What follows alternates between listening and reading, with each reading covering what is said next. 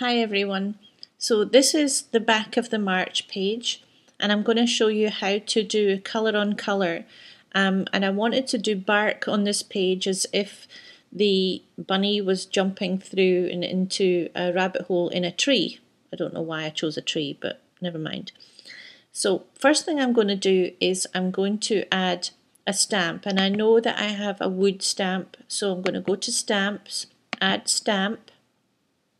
And now instead of snowflake, I'm going to look up wood. And here it is here. It's only one that I have. So I'm going to click on it and apply. And it's brought up the wood grain stamp on the very front layer. I'm not going to move it just now. I'm wanting to play with it just now. So I'm going to colour it early espresso. So I'm pretty sure this is early espresso. Yep. Make that a brown. And then now what I want to do is, because I just want my wood grain to be a tone on tone, I'm going to go up to my background papers and I'm going to change the colour of my background again to early espresso, and you'll see what happens when you put early espresso or you put any colour stamp onto the same colour background. So it's almost, you can't hardly see it when it's the colour on colour. So with my background, I'm just going to change the opacity slightly. I'm going to bring it down just very slightly, and there you go, the stamp pops out. So that's just colour on colour, just to give a slight hint of the wood grain.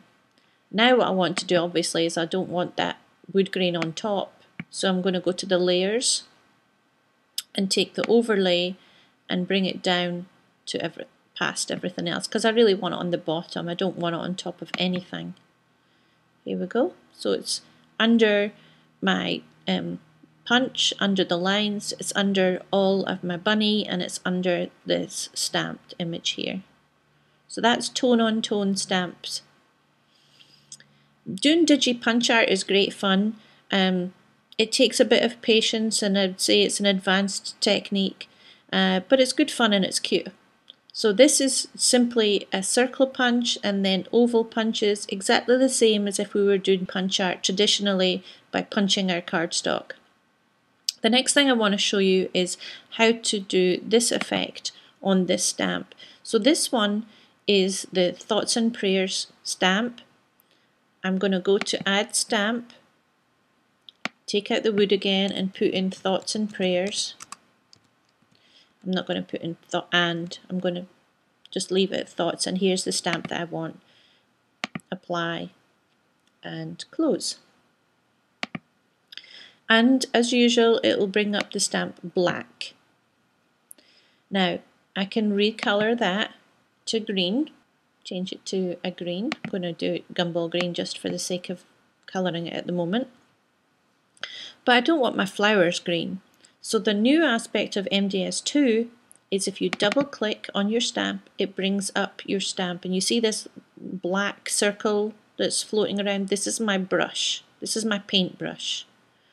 Now it's different to a stamp brush. Digital format, a stamp from a stamp set is called a stamp brush. It's just the way that it's named, but this is a paint brush. And what this does is will colour. So I'm going to go to the red, and I can start colouring in my flowers, and only my flowers. I just click and drag where I want to colour it. Now here I'm going to get too close to the green stems, so I can change the brush size. Obviously that changes it too large, and this is small enough, but I can hardly see this flower, so I can zoom in on my flowers and move the page to where I want it to be, and change the brush again to the size of brush I want, and then colour. And I can do it more accurately by changing the size of my brush and zooming in and out of my stamp set, my stamp. This is a wonderful feature now that we didn't have this in MDS 1. So you get the idea. I can colour in